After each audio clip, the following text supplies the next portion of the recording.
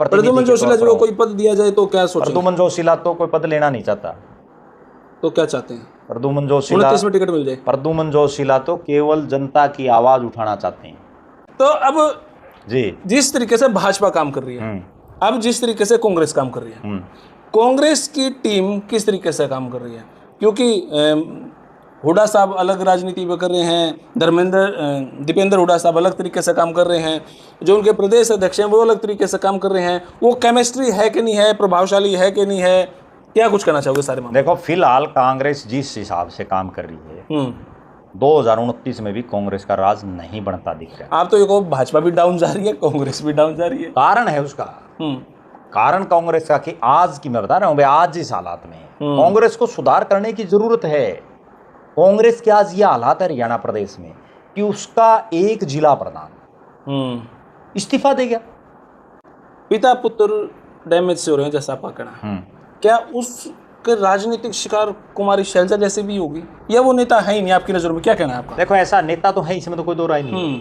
नेता है तभी तो अगली अम्बाड़ा से भी एमपी बन ली, सिरसा से भी बन ली, उनके पिता भी एमपी रहे, मंत्री रहे, ठीक है ना। नेता तो है, इसमें कोई दो राय नहीं। लेकिन कुमारी शैलजा के साथ भी समस्या कांग्रेस में पता असली रोड़ा कहाँ मच रहा है।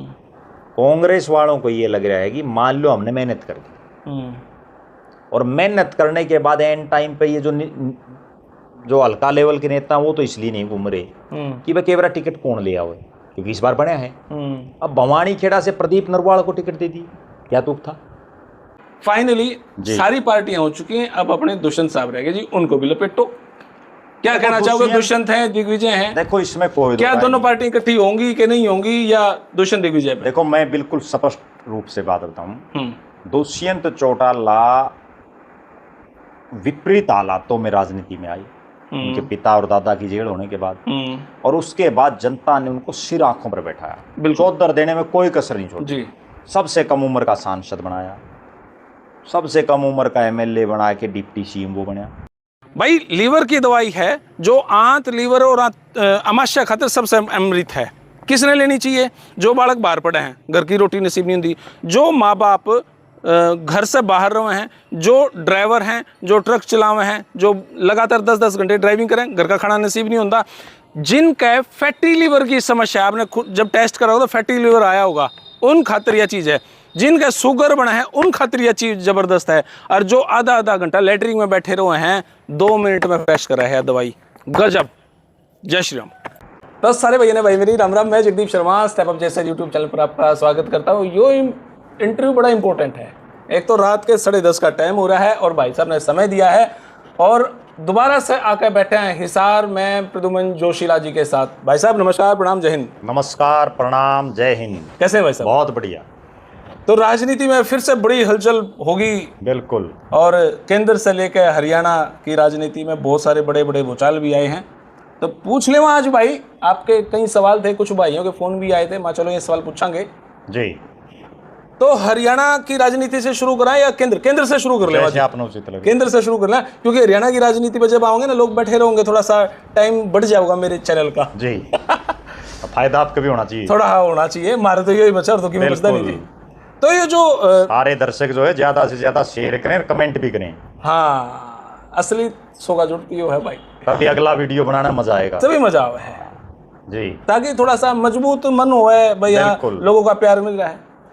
तो जी शुरुआत करा अब आप धर्मेंद्र प्रधान से, जो इतना बड़ा आंदोलन होया कॉकरोचा का जी, उस आंदोलन से भाजपा ने क्या सीखा है, और कॉकरोच कितनी मजबूत या कमजोर हुई, और पार्टियां पे आपका क्या कहना है? देखो समय समय पर हिंदुस्तान जो बहुत बड़ा प्रजातांत्रिक देश, लोकतांत्रिक देश है जी, यहाँ जब भी कोई मूवमेंट उठती है तो सरकारें बदल देती है। बहुत बार ऐसा हमने देखा है, चाहे वो जेपी आंदोलन हो, उसके बाद अन्ना हजारे की मूवमेंट हो, सबने देखा किस तरह से कांग्रेस पार्टी जो इतनी मजबूत हालात में थी जी, और उसके बाद अन्ना हजारे की एक मूवमेंट हुई, देश उनके साथ उठ खड़ा हुआ, और कांग्रेस की ऐसी हालात लोगों ने कर दी कि वो विपक्ष की पार्टी भी नहीं बन पाई, सत्ता तो छोड़िए, ठीक है जी, विपक्षी पार्टी बनने के लायक जितने एमपी चाहिए वो भी लोगों ने नहीं दी उनके।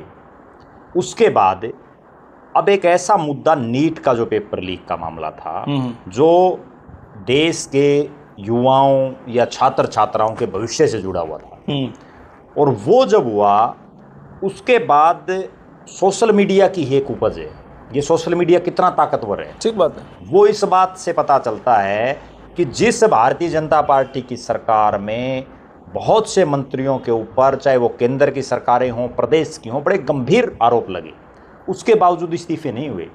लेकिन सोशल मीडिया की ऐसी ताकत बने, ये जैन जी का आंदोलन, कॉकरोच जनता पार्टी जो बनी CJP, और उसके बाद एक ऐसा माहौल बना कि ये कितने ताकतवर मंत्री जो भारतीय जनता पार्टी के बड़े चेहरों में शामिल हैं, उनका इस्तीफा दिलाना पड़ा, उनको इस्तीफा देना पड़ा। और अगर वो इस्तीफा ना देते और ये मूवमेंट 2-4 दिन और चल जाती, तो क्या पता अमित शाह जैसे इतने पावरफुल शख्स जो देश में 2 नंबर जिनको माना जाता है आज के दिन, क्या पता उनका इस्तीफा भी हो जाता है। लेकिन जी, मूवमेंट जिस तरह जुड़ रही थी, बच्चों के साथ लोग बिना बुलाए जा रहे थे आंदोलन में, गांव गांव शहर शहर वो आंदोलन चल पड़ा था।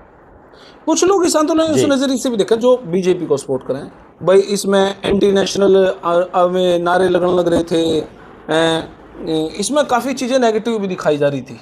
देखो ऐसा है, कोई भी आंदोलन हो, ब्राह्मणवाद के नारे, आजादी के नारे, कोई भी आंदोलन हो जी, उसमें बहुत बार असामाजिक तत्व घुस जाते हैं, क्योंकि जिसका जैसा काम है वो मौके की फिराक में तो हर आदमी रहता है।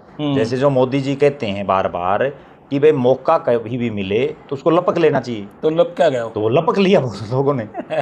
ठीक है ना, हर तरह के आंदोलन में एक भीड़, एक मुंह होता है। तो क्या ये इस आंदोलन की जीत थी? उन्होंने कहा बीजेपी मुर्दाबाद, उन्होंने कहा RSS मुर्दाबाद, उन्होंने कहा ब्राह्मणवाद मुर्दाबाद, तीनों का इस संगम द्वारा उन्होंने, बीजेपी ने उसी नेता को शिक्षा मंत्री बना दिया जो इन तीनों चीज से रिलेट कर रहा था।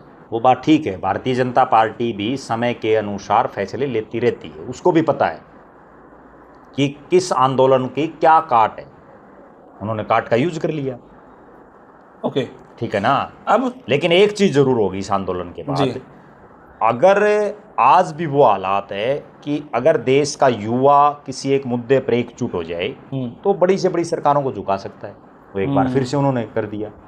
और बीजेपी को भी ये समझना चाहिए, प्रधानमंत्री नरेंद्र मोदी को भी ये समझना चाहिए कि समय के अनुसार, परिस्थितियों के अनुसार फैसले लेने पड़ेंगे। जिद नहीं चलेगी किसी मामले में, समय के अनुसार अपने आप को डालना पड़ेगा, नहीं चलेगी।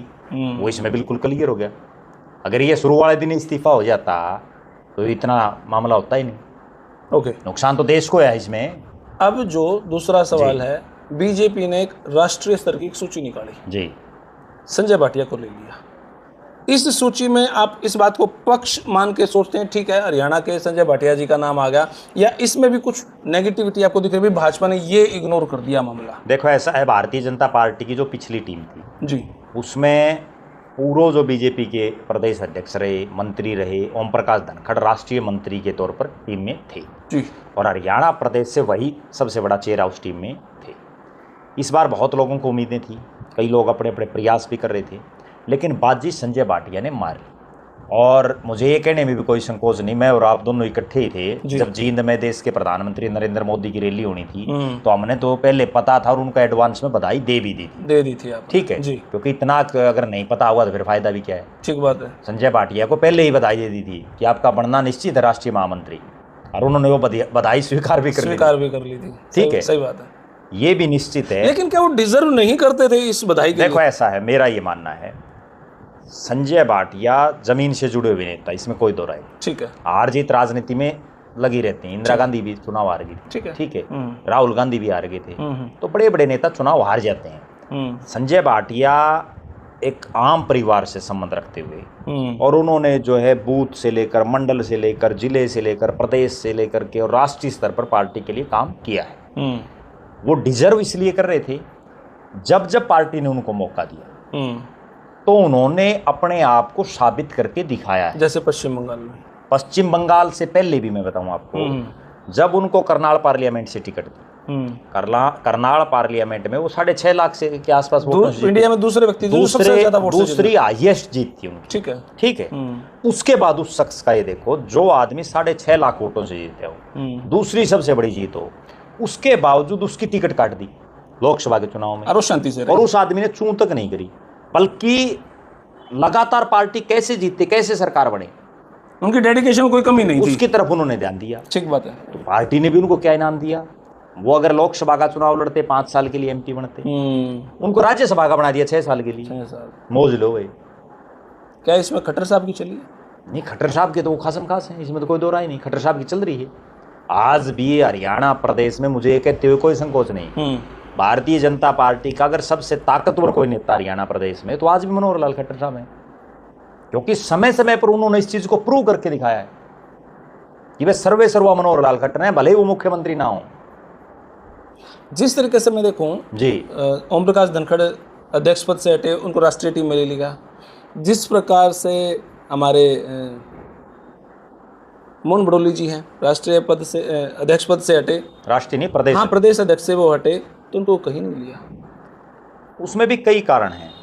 मेरा ये मानना है क्रेडिबिलिटी में कहीं कमी नहीं, मोहनलाल बड़ोली और ओम प्रकाश धनखड़ की आपस में कोई तुलना नहीं की जा सकती।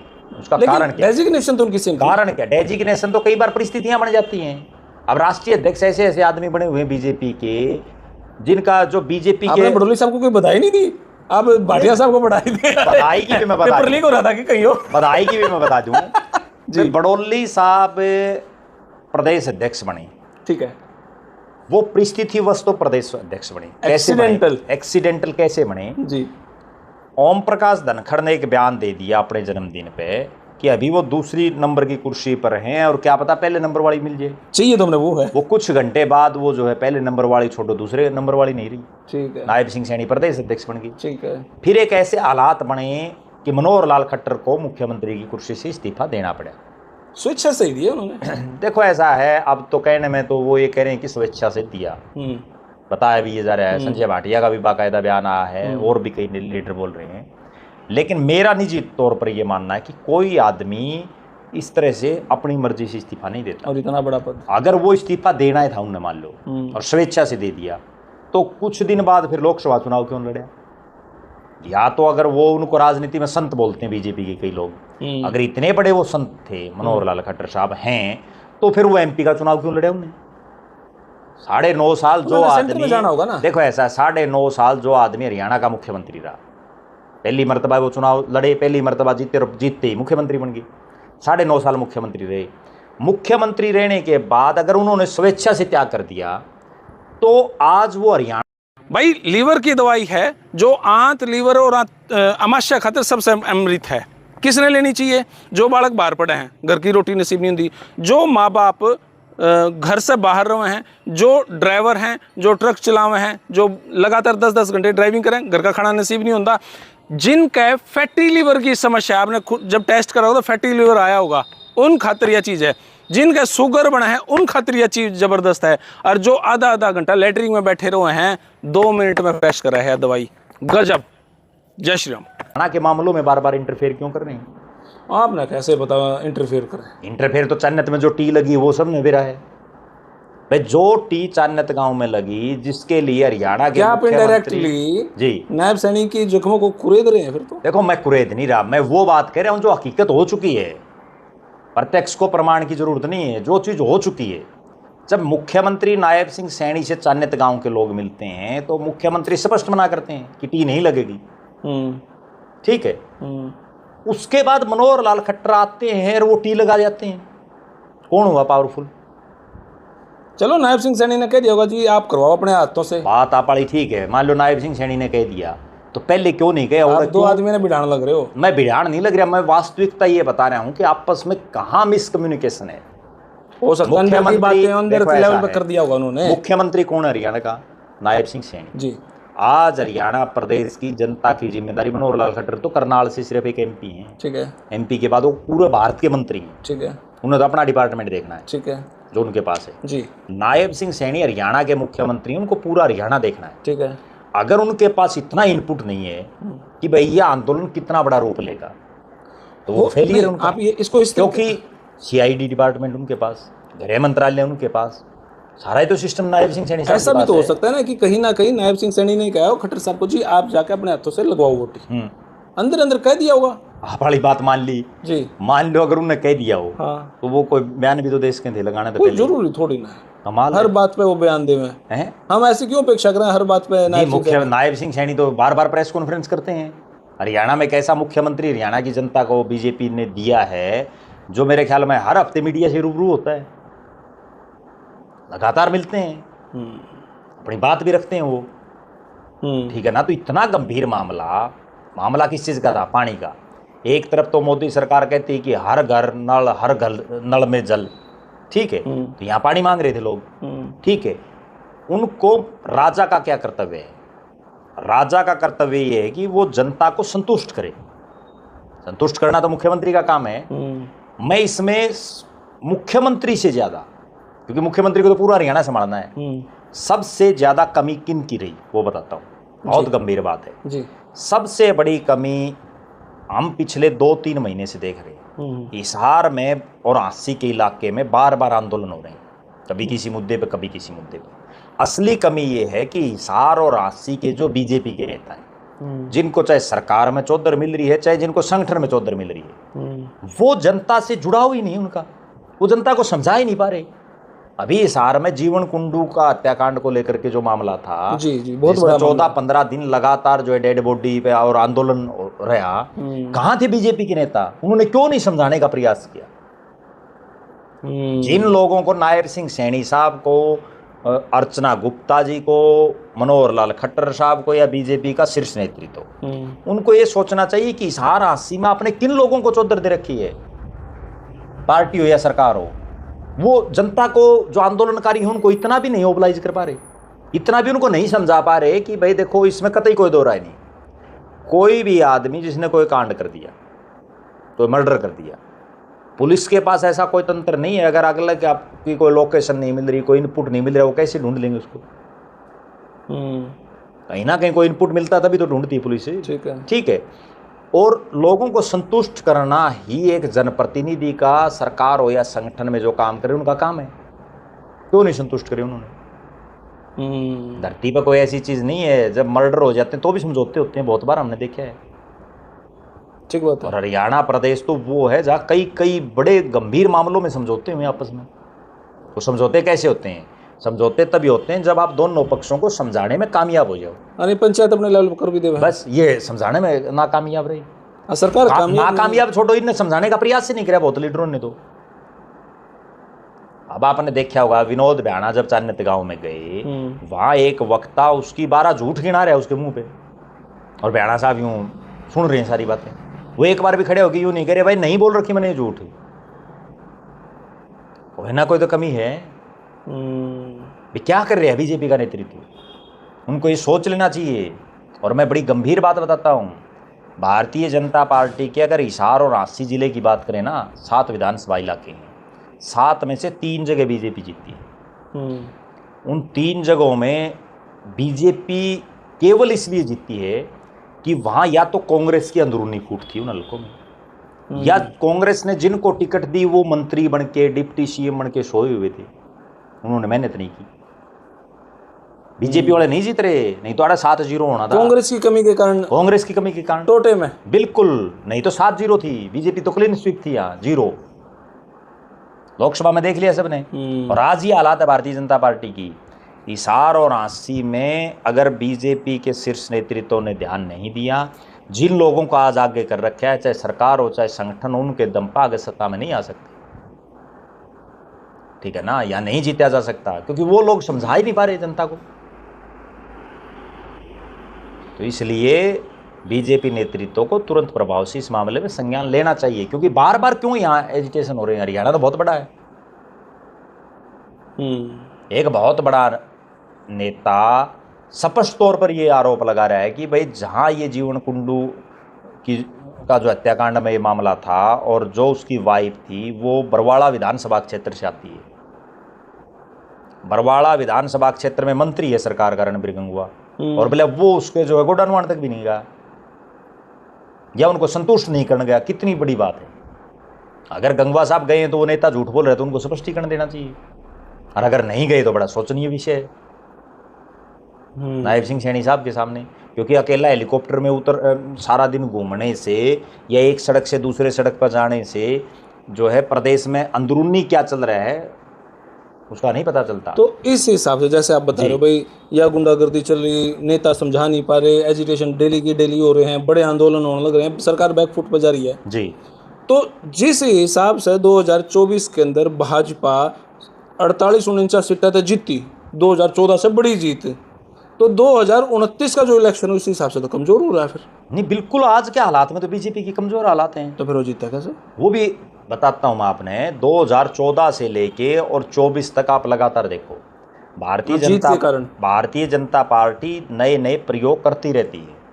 और लेकिन इन तीनों इलेक्शन में आंदोलन जरूर होते रहे हैं। आंदोलन पहले में तो आंदोलन से ही बीजेपी आई। अगर अन्ना हजारे की मूवमेंट ना होती, ठीक है, तो मोदी की हवा नहीं बनती। 2014 में बीजेपी आके 16 में आंदोलन हो गया, उसके बाद हो गया आंदोलन। आंदोलन के बाद फिर क्या हुआ, जब 19 आई तो उस दौरान जो एक जींद उपचुनाव हुआ डॉक्टर हरिचंद मिड्डा के निधन के बाद, ठीक है, जनवरी में, ठीक है, उस जींद उपचुनाव से एन पहले एक लिस्ट जारी होती है, कर्मचारियों नौकरियां लगवाई जाती हैं, ग्रुप डी। जी। और उसमें मनोहर लाल खट्टर साहब एक नारा देते हैं, बिना खर्ची बिना पर्ची। ऐसे उस टाइम पे हरियाणा का सबसे बड़े यूट्यूबर का उद्गम भी हुआ था।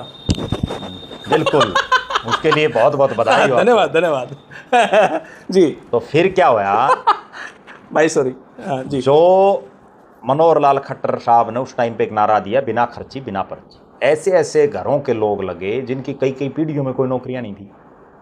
उससे एक माहौल बन गया, वो माहौल बनया, और प्लस चौटाला पार्टी यानी इनेलो लोकदल टूट गई। उससे सूत आ रही बीजेपी के बार बार। ठीक है, बीजेपी अपने विकास कार्यों के दम पर या बीजेपी अपनी मेहनत के दम पर नहीं, बल्कि सूत कैसे आ रही है। 2009 का चुनाव बीजेपी ने लड़ा, बहुत बुरी हालात हुई। उसके बाद अन्ना हजारे की मूवमेंट हुई, उनके सूत आ गई, 14 में राज आ गया। फिर जो है 2019 में जो मैंने बताया आपको, बिना खर्ची पर्ची के बाद एक माहौल बना और इनेलो टूट गई, वो सूत आ गई, बन गया राज। 2024 में खुद बीजेपी वाले यूं कह रहे थे कि हमारा राज खुना। बहुत लोग तो मन मन में बीजेपी छोड़ चुके थे, बहुत से लोग लगातार पार्टी छोड़ते जा रहे थे। ठीक है। उसके बाद कैसे आया राज? कांग्रेस ने बिल्कुल परोस करके राज दे दिया। क्यों?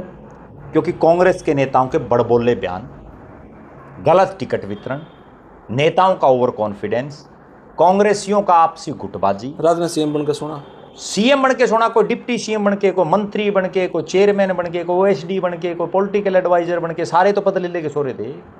मेहनत किसी ने करी नहीं, सबका बस यूं दिमाग में थी भाई हमारा तो आ गया राज। नए नए कुर्ते पजामे सिमा लिए थे। मेरे 3 टेलर का लेके नहीं गए हैं। टेलर का तो फिर लेके जी जाओ ना, राज आया है, राज आया नहीं। ठीक है। तो उसके बाद फिर क्या हुआ, वो फिर सूत आएगी कांग्रेस के चक्कर में जी। अब हालात ये आज के दिन बीजेपी से लोग नाराज हैं, इसमें कतई कोई दो राय नहीं, भले ही कोई कुछ भी कहे।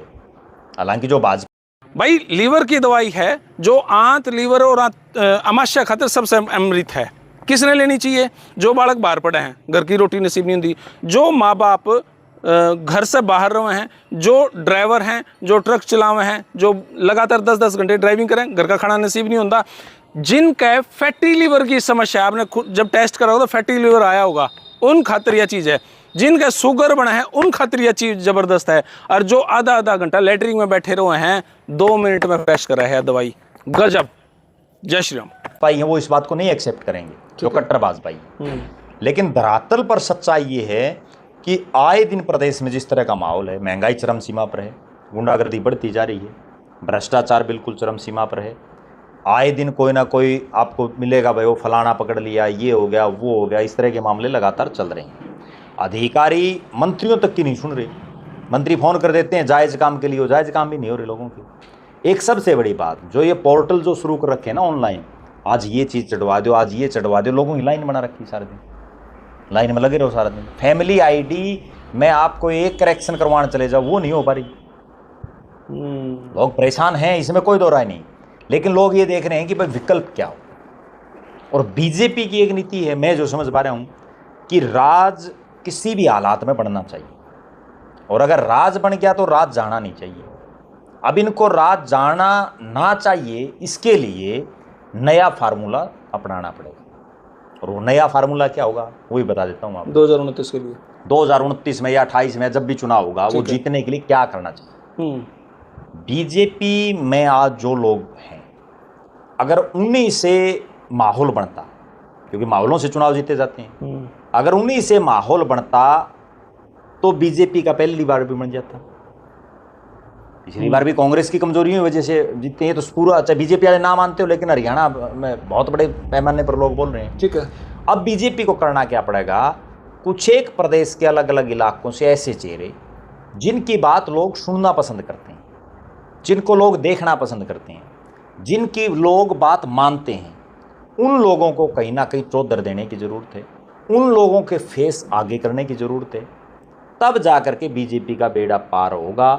अभी से इस चीज़ पर मंथन करने की ज़रूरत है। भारतीय जनता पार्टी का शीर्ष नेतृत्व, मोदी जी एंड जो जितने भी हैं नेता, और हरियाणा वाले भी। तो जैसे कि आपने बताया भाई जो बीजेपी के चेहरे हैं जी, उनको नहीं, बीजेपी के चेहरों को तो चौधर दे रखी पहले। ठीक है ना। तो और कौन, मतलब अब ऐसे ऐसे लोगों को चौधर दे रखी है जिनका अपने इलाके में कोई विशेष प्रभाव नहीं है। ठीक है ना, प्रदेश छोड़ दो आप, उनका अपने खुद के इलाके में बहुत ज़्यादा लंबा चौड़ा प्रभाव नहीं है, और उनको जब इतनी बड़ी चेयरमैन या आज इतने चेयरमैन बना रखे हैं सरकार में, आपने उन्होंने मतलब कितने घूमते दिखे हैं रोड पे, कितने कलकियां बजाऊं हैं, आप अपने आप अंदाजा लगा लो। बहुत से तो ऐसे चेयरमैन बना रखे हैं जिनका उनके जिले वाले अब तक नाम तक नहीं जानते। मेरे पास भी यूँ फोन आते रहते हैं, बोले जी ये फलाना कहाँ का है, कौन से गाँव का है। ठीक है, तो बीजेपी को ऐसे लोगों को, नए लोगों को, जो बीजेपी में ना होते हुए भी जिनका अपना एक चेहरा है, जिनका अपना एक प्रभाव है, ऐसे लोगों को आगे करने की जरूरत है अगर राज बनाना है तो। जैसे प्रद्युमन जोशीला जी, नहीं प्रद्युमन जोशीला जी भी ठीक है, क्योंकि जगदीप शर्मा, और भी बहुत हैं, 5-10-20 तो ऐसे लोग हैं अलग अलग फील्ड के। तो जरूरी नहीं है भाई कोई पत्रकार है, कोई मीडिया जगत से जुड़ा हुआ है, 5-10-20 चेहरे ऐसे हैं हरियाणा प्रदेश में, चाहे उनके कोई खाप प्रतिनिधि। प्रद्युमन जोशीला जी को कोई पद दिया जाए तो क्या सोचेंगे? प्रद्युमन जोशीला तो कोई पद लेना नहीं चाहता। तो क्या चाहते हैं? प्रद्युमन जोशीला, 29 में टिकट मिल जाए। प्रद्युमन जोशीला तो केवल जनता की आवाज़ उठाना चाहते हैं, जनता की आवाज़ उठा करके, और उसका कैसे समाधान हो, लोगों के दिलो दिमाग में क्या चीज़ चल रही है, वो सरकार उस चीज़ को सुने और सुन करके उसको समाधान की तरफ बढ़ाए। प्रद्युमन जोशीला तो ये चाहता है कि लोगों का भला हो, और सैनी साहब को अपनी आंखें खोल के अपने दिमाग से काम करके लोगों का भला कैसे हो उसकी तरफ चलने की जरूरत है। तो है। जगदीप को तो भाजपा लेगी नहीं लेगी क्यों नहीं? बीजेपी की तो एक नीति बड़ी गजब ये है, बीजेपी तो ऐसे ऐसे लोगों को राष्ट्रीय स्तर पर तो ढूंढ ढूंढ करके लाती है।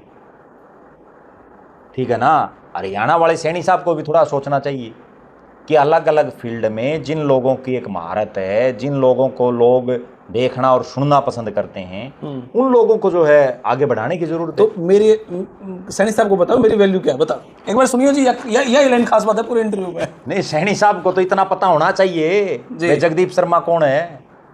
ठीक है ना, जगदीप शर्मा को चौधर देने से सैनी साहब को फायदा है ज्यादा। माहौल तो सैनी साहब का बीजेपी का बनेगा। सही बात है। ठीक है ना, उनके सलाहकारों ने तो क्या राय दी नहीं है उनको। नहीं, सलाहकार तो उनको जो राय दे रहे हैं उसी से तो ये बार बार आंदोलन नहीं निपट रहे। या बात मतलब इसको थोड़ा सा तथ्यात्मक समझाओ भाई। जो सीएम साहब के सलाहकार हैं उनके कारण ये आंदोलन हो रहे हैं, वो कैसे? मैं ये नहीं कह रहा उनके कारण आंदोलन हो रहे हैं, मैं ये कह रहा हूँ कि अगर सलाहकार सही सलाह दें तो ये आंदोलन रुक सकते हैं। वो सलाह दे ही नहीं पा रहे हैं। वो सलाह तो तब देना, वो इनसे बात ही नहीं कर रहे।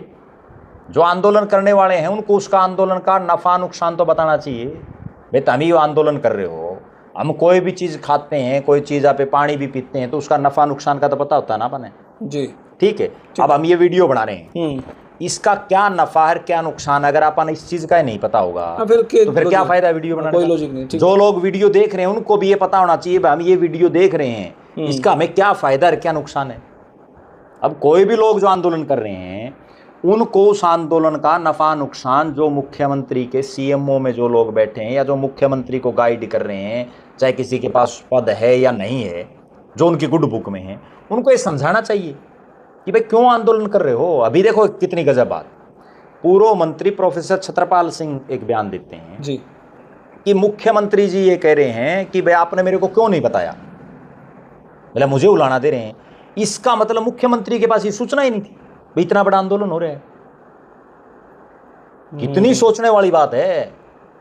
अगर मुख्यमंत्री जी ने उनको ये बात कही है तो बहुत गंभीर विषय है, और सैनी साहब को भविष्य में अपनी राजनीति को और ज़्यादा प्रभावी बनाने के लिए इस बात पर मंथन करने की ज़रूरत है कि आपको जो लोग सलाह दे रहे हैं, या जिन लोगों को आपने सीएमओ में बैठा रखा है, या जिन लोगों की आपने ड्यूटी लगा रखी है, वो क्या इस तरह का काम कर रहे हैं? वो आपको सूचना ही नहीं दे रहे वह क्या होने जा रहा है। अभी ओएसडी बने हैं भोपाल सिंह खत्री जी, क्या कहना चाहोगे उनके बारे में? वो एचएसएससी के चेयरमैन भी रहे हैं, अभी ओएसडी बन चुके हैं।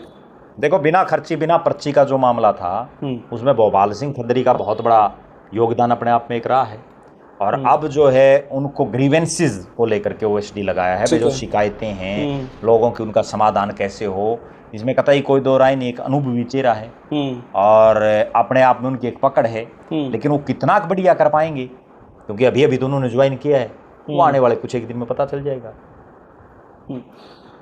दूसरा सवाल आया है, चलो बीजेपी पर बहुत सारी बात कर रही, अक्षय दहिया को युवा प्रदेश अध्यक्ष बना दिया, आपको लगा है कि वो अब कुछ यूनिक कर पाएंगे? एक्टिव तो है, मैंने उनको कई बार मैं मिला उनसे, और वो शानदार व्यक्तित्व भी है, उनका बोलने का स्टाइल बहुत अच्छा है। ऐसा है, उनकी अग्नि परीक्षा है।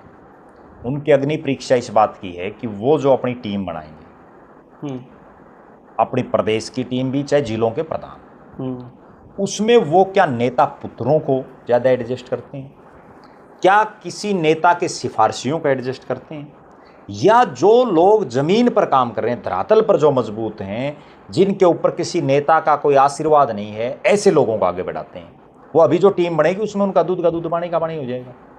वे उनके ऊपर किसी नेता के आशीर्वाद से मिले हैं कभी आप अक्षय दहिया से? बिल्कुल मिला हूँ, मैं तो बिहार चुनाव में मिला था। अच्छा, बिहार चुनाव में तो हालांकि मेरी 2-4 बार मुलाकात हुई, उनका पर्सनैलिटी, वे ऑफ टॉकिंग सारी सुपर है, एक नेता वाली जो फीलिंग है वो उनके अंदर है। और वो दूसू का चुनाव जब उनका था 2019 के आसपास, जींद में जो मोदी साहब की रैली थी उस टाइम भी मिले था। अच्छा, 2019 का दूसू का चुनाव था, और अगली मैंने उनको कवर किया। और अगली गजब बात सुनो, जैसे संजय भाटिया को बधाई दी थी ना, वैसे उसको भी दे दी थी मैंने पहले। अच्छा, हाँ, तो भाई बधाई लेने के लिए कांटेक्ट करें जल्दी से। बिल्कुल, इतना तो आईक्यू लेवल है, तो मैंने भी मिलेगी कभी? बिल्कुल मिलेगी आपको, एडवांस में दे दी बधाई। अच्छा, और इस इंटरव्यू से काम हो जाना है? बिल्कुल, तो भाई असर रह जाएगी तो फिर मेट देंगे सारे काम अपने पे। तो अब जी, जिस तरीके से भाजपा काम कर रही है, अब जिस तरीके से कांग्रेस काम कर रही है, कांग्रेस की टीम किस तरीके से काम कर रही है? क्योंकि हुड्डा साहब अलग राजनीति में कर रहे हैं, दीपेंद्र हुड्डा साहब अलग तरीके से काम कर रहे हैं, जो उनके प्रदेश अध्यक्ष हैं वो अलग तरीके से काम कर रहे हैं। वो केमिस्ट्री है कि नहीं है, प्रभावशाली है कि नहीं है, क्या कुछ कहना चाहोगे सारे मामले? देखो, फिलहाल कांग्रेस जिस हिसाब से काम कर रही है, 2029 में भी कांग्रेस का राज नहीं बनता दिख रहा है। आप तो ये कहो भाजपा भी डाउन जा रही है, कांग्रेस भी डाउन जा रही है, कारण है उसका। कारण कांग्रेस का कि आज की मैं बता रहा हूँ, आज इस हालात में कांग्रेस को सुधार करने की जरूरत है। कांग्रेस के आज ये हालात है हरियाणा प्रदेश में कि उसका एक जिला प्रधान इस्तीफा दे गया। इतनी अचंभित करने वाली बात है। कौन सा जिला प्रधान? जब कांग्रेस ने संगठन सृजन अभियान कार्यक्रम शुरू किया तो इतने लंबे चौड़े दावे किए कि भाई ये राहुल गांधी से सीधा कनेक्टेड रहेंगे। राहुल गांधी भी उनमें पूरी हवा भर गया कि भाई मेरे से सीधा संपर्क में रहो। जिसको राहुल गांधी और ने बनाया हो, वो जिला प्रधान इस्तीफा दे गया। बजरंग दास गर्ग हिसार शहरी का। इसका मतलब कांग्रेस है कहां आज? कितनी सोचने वाली बात है। अगर वो इस पद से खुश नहीं था तो उसको धक्के से क्यों बनाया, और अगर वो इस पद से खुश था तो आज उसने क्यों इस्तीफा दिया? कांग्रेस ने क्या कोई कार्रवाई की बजरंग दास? भाई लीवर की दवाई है जो आंत, लीवर और अमाशय खातिर सबसे अमृत है। किसने लेनी चाहिए? जो बालक बाहर पड़े हैं, घर की रोटी नसीब नहीं होती, जो माँ बाप घर से बाहर रहे हैं, जो ड्राइवर हैं, जो ट्रक चलावे हैं, जो लगातार 10-10 घंटे ड्राइविंग करें, घर का खाना नसीब नहीं होता, जिनका फैटी लीवर की समस्या, आपने खुद जब टेस्ट करा होगा तो फैटी लीवर आया होगा, उन खातिर यह चीज़ है। जिनका शुगर बना है उन खातिर यह चीज़ ज़बरदस्त है। और जो आधा घंटा लेटरिन में बैठे रहे हैं, 2 मिनट में पेश करा है दवाई, गजब। जय श्री राम। ठीक बात। या बजरंग दास गर्ग किसकी सिफारिश से बना? उस आदमी पे कोई कार्रवाई की? किसी ने तो उसका नाम प्रपोज किया होगा, ठीक बात है। जिसने वो प्रपोज किया उस पर क्यों नहीं कार्रवाई की? कितनी बड़ी फजी है तो ये कांग्रेस की कि जिसका प्रदेश अध्यक्ष अपने पद से इस्तीफा, जिला अध्यक्ष अपने पद से इस्तीफा दे गया। उससे भी और बड़ी बात बताता हूं, राव नरेंद्र सिंह को प्रदेश अध्यक्ष बने हुए भी 1 साल हो जाएगा, अब तक राव नरेंद्र अपनी प्रदेश की टीम नहीं बना पाया। बताओ वो कैसे राज बना लेंगे? इतने लंबे चौड़े दावे, 17 सीटें जीतने के दावे फिर कर रहे हैं कांग्रेसी। लेकिन हकीकत ये है कि आज झांसी को जिला बने हुए 8 महीने के आसपास हो गए, झांसी का जिला प्रधान नहीं बना पा रहे। ब्लॉक प्रधान पूरे हरियाणा में अब तक नहीं पूरे हो पाए। कांग्रेस वही लचर स्थिति में बैठी है, लचर से भी लचर। लोगों ने उम्मीद छोड़ दी भाई ये कांग्रेस से कुछ नहीं कर पाएंगे।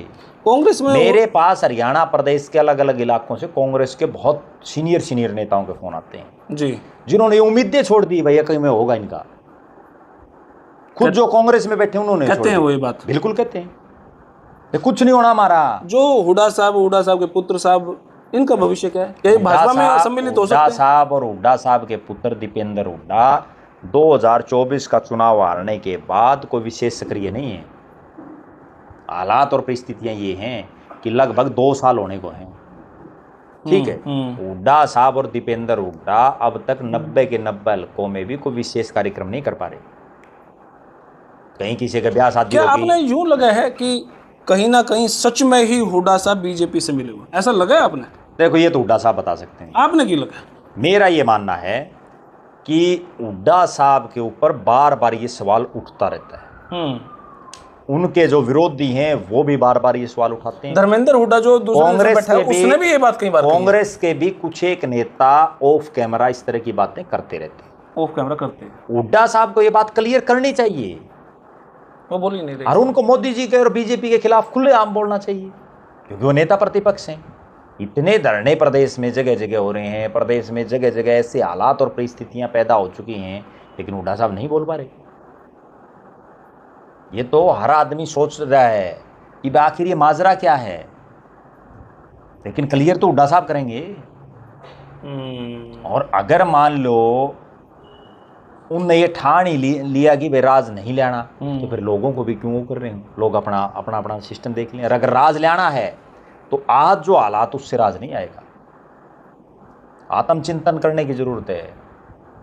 हुड्डा साहब या तो नेता प्रतिपक्ष बने क्यों बैठे हैं, इस्तीफा देके किसी ऊर्जावान विधायक को दें पद, जो कम से कम पूरे हरियाणा में घूम सके, एक माहौल बना सके। पिछली बार तो विपक्ष आपके समक्ष और सारे काम शुरू कर दिए थे, इस बार क्यों नहीं कर रहे? और छोड़ो 37 विधायक कांग्रेस के, 37 में से कांग्रेस के हालात ये कि 9 वोट उसके नहीं आए राज्यसभा के चुनाव में उसके कैंडिडेट को, और उसके बाद जो 28 बच गए, उन 28 हल्के हम भी प्रोग्राम नहीं कर पा रहे। और आज हालात ये है, जो 28 विधायक कांग्रेस के पास है ना, मतलब 37 में से वैसे तो 5 निकाले हैं उन्होंने, वैसे तो 32 हैं, लेकिन 4 पर भी अभी संदेह है वे किसके कैंसिल हुए हैं। उनमें एक का तो ऊपर नाम आ रहा है, लेकिन 3 का भी रह रहा है मामला। अब जो बात है वो ये है कि ये जो 28 हैं, इनमें भी अगर अगली बार टिकट दे दी ना, इन 28 के 28 को, इनमें भी वो मंच के माध्यम से ये बोल रहा है कि भाई ठीक आपका राज नहीं आ रहा, लेकिन विधायक तो हो, आप क्यों नहीं सरकार मुख्यमंत्री से उनसे बात कर रहे, करो। और वो ये कह रहा है फिर भाई तमी मिलो तो कहते तमी तारे काम कराने खातिर मिलते हो, और उसके बाद वो जस्सी पेटवाड़ का रिएक्शन देखो आप वहाँ। मतलब जिस आदमी में सुनने की पेशेंस नहीं है, असली नेता कौन होता है? असली नेता वो होता है जो उसके खिलाफ कैसा माहौल चल रहा है उसको ज़रूर सुने, उस पर मंथन करे, उसमें क्या कमियां हैं वो लोगों से पूछे और उनको ठीक करे। भड़कने की ज़रूरत नहीं है। एक बार विधायक बहुत से लोग बने हैं, ठीक है ना, लेकिन ऐसे ऐसे हैं जो एक बार बन गए उसके बाद नज़दीक भी नहीं बढ़ने देते लोग। और एक बहुत बड़ी बात ये है, विधायक और सांसद तो लोग बहुत से बन जाते हैं, असली वो है जो नेता बने। नेता बनना जरूरी है। पिता पुत्र डैमेज से हो रहे हैं जैसा पकड़ा, पिता पुत्र डैमेज से हो रहे हैं जैसा पकड़ा, क्या उसके राजनीतिक शिकार कुमारी शैलजा जैसे भी होगी, या वो नेता है ही नहीं आपकी नज़र में? क्या कहना है आपका? देखो ऐसा नेता तो है, इसमें तो कोई दो राय नहीं। नेता है तभी तो अगली अम्बाड़ा से भी एमपी बन ली, सिरसा से भी बन ली, उनके पिता भी एमपी रहे, मंत्री रहे, ठीक है ना। नेता तो है, इसमें कोई दो राय नहीं। लेकिन कुमारी शैलजा के साथ भी समस्या कांग्रेस में पता असली रोड़ा कहाँ मच रहा है। कांग्रेस वालों को ये लग रहा है कि मान लो हमने मेहनत कर दी, और मेहनत करने के बाद एंड टाइम पे ये जो हल्का लेवल के नेता वो तो इसलिए नहीं घूम रहे कि भाई केवरा टिकट कौन ले आओ, क्योंकि इस बार बनया है। अब भवानी खेड़ा से प्रदीप नरवाल को टिकट दे दी, क्या तुक था? प्रदीप नरवाल ने तो उस हल्के पूरे गांव भी नहीं पता था जब तक टिकट, ठीक बात है, उसका कोई वास्ता भी नहीं था। हाँ, सोनीपत जिले का बताओ भवानी खेड़ा में गया, जो भवानी खेड़ा में जो मेहनत करे थे उनका कहाँ क्या रहा। ये तो जुलाना में भी बहुत से ऐसे जुलाना कब जीत गए, उस सर्वस रह गया। जीत के वो एक अलग बात है, जीत भी वो कोई जीत थोड़ी है जहाँ 1 लाख की जीत दिखाई दे रही थी, एक तरफा था सारा सिस्टम। वहाँ पे 6-7 हज़ार की जीत रहेगी, वहाँ रह के कुछ भी नहीं, और वो भी केवल इसलिए रहेगी कि लोगों ने यूँ सोच लिया कि भाई ठीक है वोट खराब मत करो, तीसरे कैंडिडेट को मत दो। अगर तीसरे को दे देते तो मामला। मैंने जैसे कांग्रेस के पंचकुला के नेता है, बड़े पॉजिटिव एटीट्यूड के, लोगों के बीच में बैठ। तो भाई sorry for interruption, yo memory full हो गई थी मोबाइल की, क्योंकि 1.25 घंटे की लगभग वीडियो बन रही है। तो अपन थे जी चंद्रमोहन के विषय पे जी, वे जहाँ भी बैठे हैं देसी हिसाब से बैठे हैं, नो महसूस नहीं होने देंगे कोई गरीब भी आ जाए भाई मैं विधायक हूँ, इस टाइप की फील आने नहीं देंगे, बिल्कुल ग्राउंड जीरो पर हुए हैं। ऐसे लोगों के बारे में आपकी क्या प्रतिक्रिया? विधायक नहीं, वो उनके पिता वर्षों तक हरियाणा प्रदेश के मुख्यमंत्री रहे हैं, चौधरी भजन, जानने वाले। खुद चंद्रमोहन डिप्टी सीएम रहे हैं कई साल तक, ठीक है, और कई मर्तबा लगातार वो विधायक रहे हैं, बहुत बड़ा नाम है जी। और एक ऐसे इलाके से वो विधायक रहे हैं जहां उनका पहले खुद का कोई पैतृक ये नहीं है कि वो कोई बहुत बड़ा इलाके में हो, ठीक है। वो तो उनका मोहम्मदपुर रोही गांव चौधरी भजन लाल का फतेहाबाद में, आदमपुर से उनकी राजनीति, पंचकुला कालका में क्या लेना देना। लेकिन केवल जो उनकी मिलनसारिता थी, ठीक है, मानते पहला उपचुनाव था, चौधरी भजन लाल मुख्यमंत्री थे जी, तो उसमें किसी मुख्यमंत्री का बेटा अगर उपचुनाव लड़ रहा है तो कहीं ना कहीं लोग उनके साथ जुड़ जाते हैं, वो जीत भी जाते हैं। लेकिन उसके बाद जो वो जीते हैं वो तो खुद की मेहनत है उनकी। चंद्रमोहन जैसे लोगों को आगे बढ़ाने की जरूरत है, समस्या वही है ना, नहीं बढ़ा पा रही। जैसे रोहतक साइड हुड्डा साहब का क्षेत्र वो टूट गया, खत्म हो गया, उधर चंद्रमोहन जीत गया। हाँ, बड़ी जीत है। नहीं, फर्क तो पड़ता है, नेचुरल बात है। रोहतक साइड में तो नहीं टूटा, मतलब सोनीपत टूट गया, सोनीपत टूट गया। रोहतक की तो जो 4 सीटें चारों जीती हुई जी, लेकिन सोनीपत जहाँ गढ़ था, जींद जहाँ गढ़ था वो सारे टूट गए। भिवानी में देखो आप, भिवानी दादरी 6 सीटें 1 जीती, कैसे बात बनेगी। हिसार विधानसभा, हिसार जिला तो चंद्रमोहन जी को क्या ऐसा आपने लगा भाई किस तरीके से? नहीं, पार्टी तो कुछ भी बना दे, कोई तनख्वाह थोड़ी देनी पार्टी ने, ठीक बात है, ठीक है, काम लो लोगों से। बीजेपी की सबसे बड़ी खूबसूरती क्या है, मेरे को कई बार बहुत लोग मिल जाते हैं, तो माँ भाई क्या काम, बोला जी मैं तो बीजेपी हूँ, माँ भाई क्या बना रखे बीजेपी में, बोला जी मैं पन्ना प्रमुख हूँ, कोई क्या मैं शक्ति केंद्र प्रमुख हूँ, कोई क्या बूथ प्रमुख हूँ। कांग्रेस वाले क्यों नहीं बना रहे? और मैं कई बार उनको पूछ भी लूँ, हाँ भाई पार्टी तनख्वाह दे है ना, भले तनख्वाह के घर तक ला गए हैं, लेकिन वो खुश इसी बात में है कि वो पन्ना प्रमुख है। आज की बताता हूँ मैं आपको, आज मैं भिवानी में था तो वहाँ ये बताया गया कि भाई हमारी पार्टी का जिला अध्यक्ष ऐसा है, एक पन्ना प्रमुख बीमार था, उससे मिलने के लिए भी गया। कितनी बारी कांग्रेस वाले नहीं बेरा तारे पन्ना प्रमुख, छोटे तारे बूथ प्रमुख, कौन कौन है, कहाँ है, क्या सिस्टम है। जिला अध्यक्ष रोड है इनके तो, ठीक है ना, जिला अध्यक्ष नहीं बना पा रही, और तो कहाँ माइक्रो मैनेजमेंट। देखो बीजेपी और कांग्रेस में अंतर, डॉक्टर अर्चना गुप्ता को प्रदेश अध्यक्ष बनाया जी, कोई बहुत लंबा चौड़ा राजनीतिक अनुभव नहीं, ठीक है, 9-10 साल से राजनीति में सक्रिय है, ठीक है, कोई चुनाव नहीं लड़ा, उसके बावजूद उसने प्रदेश अध्यक्ष बनने के कुछ ही दिन बाद अपनी प्रदेश की टीम बना दी। राव नरेंद्र सिंह लगभग 1 साल होने को कुछ भी नहीं है, कुछ भी नहीं बना पा रहा। आप अंतर समझो, ठीक है ना। और उन्होंने बयान भी दे दिया और वायरल भी हो गया, और उस पर अभी 2 जिला प्रधान बना दिए उसने तुरंत जी। उन्नत को संगठन सृजन निर्माण को प्रभारी लगा, इनको कि मैं और करें। बीजेपी और कांग्रेस मंत्र ये है कि बीजेपी तुरंत डिसीजन लेती है, नफा नुकसान नहीं देखती पार्टी, एक बार डिसीजन ले लिया उस पर कायम रहो। और कांग्रेस कांग्रेस का यूं ही नहीं समझ मारिया कि कौन चला रहा है, कैसे चल रहा है सिस्टम, अगले का नहीं समझ मारिया कांग्रेस चलेंगे। ये हालात है कांग्रेस की। आपने कहा कांग्रेस भी डाउन जा रही है, आपने कहा कि बीजेपी भी डाउन फेज में जा रही है, तो अब बची इनेलो। इनेलो कुछ बढ़ रही है अब तो, देखो पहले से तो बढ़ रही है, इसमें कोई तो रैली भी कर रहे हैं मेवात की साइड कुछ। मेवात में रैली कर रहे हैं। वैसे तो 25 सितंबर को मनाई जाती है चौधरी देवीलाल जयंती, लेकिन इस बार जो है वो 27 सितंबर को मना रहे हैं। और मेवात में मनाने का कारण भी मैं स्पष्ट बता दूं कि जिन 5 कांग्रेस के विधायकों पर ये आरोप है कि इन्होंने वोट क्रॉस किया, और अब बीजेपी उन 5 आदमियों ने विधायकों को पूरी हवा दे रही है। ठीक है, सरकारी कार्यक्रमों में उनको बुलाया जा रहा है मुख्य मेहमान, विशिष्ट अतिथि के तौर पर। तो वो कांग्रेसी भी नहीं रहे और बीजेपी में शामिल नहीं हो सकते, शामिल होती सदस्यता रद्द हो जाएगी। तो उस लिहाज से हो सकता है वो इस्तीफा दे के बाई इलेक्शन करवा लें अपने, बीजेपी उनको टिकट दे दे और टिकट दे के चुनाव लड़ लें। उस हालात में वहाँ एक पुनाना की सीट है जहाँ मोहम्मद इलियास विधायक है, मंत्री भी रहे हैं और बीमार भी हैं, बुजुर्ग भी हैं और बीमार भी हैं लंबे समय से। ठीक है। और अभी उनका बेटा मुख्यमंत्री की जनसभा में, पुनाना में जो मुख्यमंत्री ने रैली की तो उसमें मंच पे था। तो ऐसी संभावनाएं हैं कि वो अपने बेटे को राजनीतिक तौर पर एडजस्ट करने के लिए, आगे बढ़ाने के लिए क्या पता इस्तीफा दे दें। और उस हालात में मेरे पास जो सूचना है, अभय सिंह चौटाला पुनाना से इंडियन नेशनल लोकदल के उम्मीदवार होंगे। वो इसलिए वो दूरदर्शी सोच है उनकी।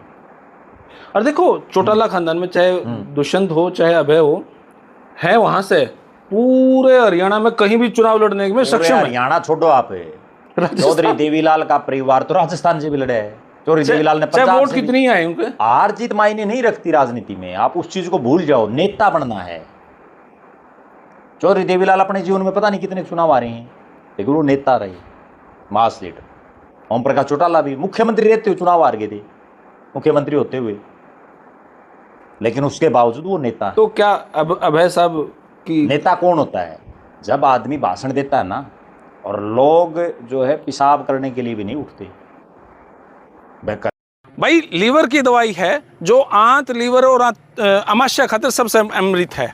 किसने लेनी चाहिए? जो बालक बाहर पड़े हैं, घर की रोटी नसीब नहीं होती, जो माँ बाप घर से बाहर रहे हैं, जो ड्राइवर हैं, जो ट्रक चलावे हैं, जो लगातार 10-10 घंटे ड्राइविंग करें, घर का खाना नसीब नहीं होता, जिनका फैटी लीवर की समस्या, आपने खुद जब टेस्ट करा होगा तो फैटी लीवर आया होगा, उन खातिर यह चीज़ है। जिनका शुगर बना है उन खातिर यह चीज़ ज़बरदस्त है। और जो आधा घंटा लेटरिन में बैठे रहे हैं, 2 मिनट में पेश कर रहे हैं दवाई, गजब। जय श्री राम। नहीं कोई एक लाइन ना छूट जाए नेता की, एक एक बात सुनते हैं, चाहे वो 2 घंटे भाषण दे टकटकी लगा कर। असली दर्शक कौन है या असली श्रोता कौन है? आज हम जो ये वीडियो रिकॉर्ड कर रहे हैं, जिसमें राजनीति के हर पहलू पर हम चर्चा कर रहे हैं, भाई इसका एक एक शब्द वो लोग सुने। ठीक बात है। अभी तो उनका भी तो ज्ञान बढ़ेगा और वो भी अपनी राय देने में सक्षम होंगे। धर्मेंद्र हुड्डा अब जो पाखंड पे चल रहा है, जो है उसने नाच गाने बंद करवा दिए, इतना बड़ा सिस्टम तामझाम छेड़ दिया, क्या प्रतिक्रिया है? वो है तो चौटाला साहब के साथ ही रहने वाला। नहीं, इंडियन नेशनल लोकदल की जो स्टूडेंट विंग है उसका वो अध्यक्ष रहा है जी, तो कोई दो राय नहीं जी। ठीक है। उसके बाद आज वो विदेश में है, ठीक है, अपने जो है अपने स्तर पर वो प्रयास कर रहे हैं। उस तरह के प्रयास और लोगों को भी करने चाहिए, जिससे जो है पाखंडवाद कोई भी फैला रहा है उस पर अंकुश लगना चाहिए। ठीक है ना। बहुत बार हम देख रहे हैं, सोशल मीडिया के माध्यम से भी देख रहे हैं कि किसी एक आदमी को, किसी एक संत को लोग भगवान बताते हैं। ठीक है ना। बहुत से इस तरह के आते रहते हैं। भाई भगवान अगर कोई भी है आज धरती पे, ठीक है, तो उस चीज को प्रूव करके दिखाए। और कोई भी आदमी भगवान है, और छोड़ो आप ज्यादा बड़ी बात, मैं बहुत लंबी चौड़ी बात नहीं करता, वो इतना ही बता दे भाई अचानक में टी कहां से आई, जो पहले वाली जो टी लागी, वह टी कहां से आई? या तो दिनेश पुरी बता सकते। नहीं, दिनेश पुरी भी बता दे, ये दिक्कत है। पर्चा तो वही बना हुआ है। हाँ तो वो बना दे पर्चा, कम से कम लोगों की शंका तो दूर हो। क्योंकि मैं भी बहुत जगह जहाँ जाता हूँ ना, वहाँ इस तरह की बातें चलती रहती हैं। क्योंकि जिस चान्यत गांव का वो मामला था, वो चान्यत गांव जो है आंसी में आता है, और हमारा गांव भी आंसी में है। ठीक है। तो उस लिहाज से लोग पूछ भी लेते हैं कि भाई मामला हुआ टी कहाँ से आई। तो अगर कोई भी हो, मैं किसी एक महाराज का जिक्र नहीं कर रहा। चलो मैं दिनेशपुरी के बारे में तो नुकैस हूँ, आप जाकर अर्जी लगाओ, दरखास्त लगाओ और दिनेशपुरी बता देंगे। इस बात में तो मैं विश्वास दरखास्त से बता देनी चाहिए, क्या दिक्कत है? ऐसे तो जनहित को नहीं होता, जनहित में भाई कोई तो दरखास्त लगाए। सरकार कई बार क्या होती है जी, देखो उनके चमत्कार मेरे सामने, मैं उन पे नहीं, आप उनके खिलाफ नहीं सुन सकते आप। मैं खिलाफ नहीं बोल रहा, मैंने आप वाली बात मान ली जी, लेकिन मैं तो कई बार ये नहीं होता, वह पब्लिक इंटरेस्ट, जनता के हित में भी कम से कम बता देनी चाहिए। देखो कई बार है ना, मैं दिनेशपुरी जी से पूछा करूँ, मैं कहा जी महाराज जी यो बता दूं ये बात, बोले जगदीप मैं तो तब बताऊंगा जब कोई आके पूछे, मैं उसको प्रोसेस बताऊं। भाई 2 नारियल 2 वेंद यो सौदा घुमाओ आड़े आओ, फिर बता दूंगा मैं। जी, हमारे इस वीडियो को हजारों लाखों लोग देख रहे हैं जी, उनमें से कोई न कोई जाके ना वो पूछ लें क्या दिक्कत है, तो फिर पूछ लें, कोई बात नहीं, पूछनी चाहिए। हाँ पूछनी चाहिए। कम से कम पूरा हरियाणा का के दिमाग में जो एक शंका है कि वो टीआई कहाँ से। देखो वहां पे जो सत्संग हुआ वहां पे अक्सर हुआ क्या है, मेरी कोई समस्या, मैं मेरी ये समस्या नहीं लेके जाऊंगा। मेरी समस्या अगर चयनित गांव की समस्या है तो फिर मैं वो समस्या लेके जाऊंगा। आज समाज अपने घर से ही परेशान है, उनकी दुख सुख इतने हैं, उन्हें दूसरी चीज दिखती नहीं है। खैर ये दूसरा विषय आ गया। तो अब फाइनली सारी पार्टियां हो चुकी हैं, अब अपने दुष्यंत साहब रह गए जी, उनको भी लपेटो।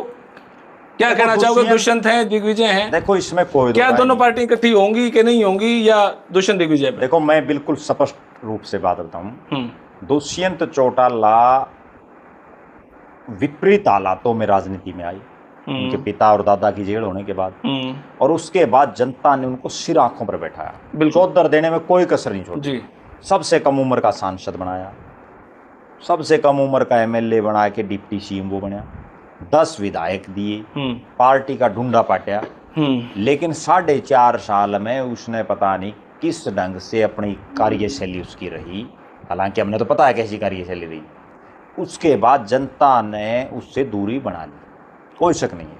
आज हालात ये हैं कि दुष्यंत चौटाला की बातों को बहुत बड़े स्तर पर लोग सुनना और देखना पसंद नहीं कर रहे। उनको आत्ममंथन करने की ज़रूरत है, कमी कहाँ है उस चीज़ पे सोचने की ज़रूरत है। हाँ, उन्हीं का भाई है दिग्विजय चौटाला, वो लगातार सक्रिय भी है, गांव-गांव भी जा रहे हैं, खूब लोग उनको सुनने के लिए देखने के लिए उमड़ भी रहे हैं। कुरुक्षेत्र में एडमिशन ले रखा है उन्होंने, एडमिशन भी ले रखा है, अभी लिया है, लेकिन जिस ढंग से वो एडमिशन का तो जो वो एक यूँ नहीं होती भाई पता नहीं क्या में ले लिया एडमिशन, इतनी खुशी हो रही है। ठीक है ना, मेरा ये मानना है, आप सुनो जी, मेरा ये मानना है कि बहुत ज़्यादा पढ़े लिखे लोग भी, जरूरी नहीं है कि राजनीति में कामयाब हों। चौधरी देवीलाल कितने पढ़े लिखे थे, उन्हीं के तो परदादा थे। चौधरी ओम प्रकाश चौटाला कितने पढ़े लिखे थे, दोनों कामयाब हुए राजनीतिक तौर पर। ठीक है, ठीक बात है। और उन्हीं के परिवार में बहुत लोग ऐसे हैं जो पढ़े लिखे हैं, उनके आज हालात देख लो आप। अच्छा, एक सवाल आ गया मेरे दिमाग में, कुश्ती के जो राष्ट्रीय अध्यक्ष हुआ करते ब्रिजभूषण सिंह, ब्रिजभूषण शरण सिंह, उनको क्लीन चिट मिल गई है। अब वो राजनीति क्या कहती है, उस क्लीन चिट पे भी कोई क्रिया प्रतिक्रिया होनी चाहिए।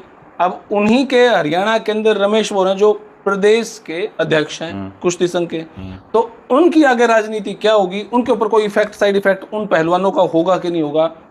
ये देखो ऐसा है, वो अभी माननीय अदालत ने जो फैसला दिया है जी, उसके बाद जो दूसरा पक्ष है यानी पहलवानों का जो पक्ष है जिन्होंने वो आरोप लगाए थे जी, वो निश्चित तौर पर ऊपरी अदालत में जाएंगी। ठीक है, मुझे जो लग रहा है, हालांकि फैसला तो उनका है जी, जाने के बाद आगे क्या फैसला आता है आपने क्या लगे, उन बातों में दम है?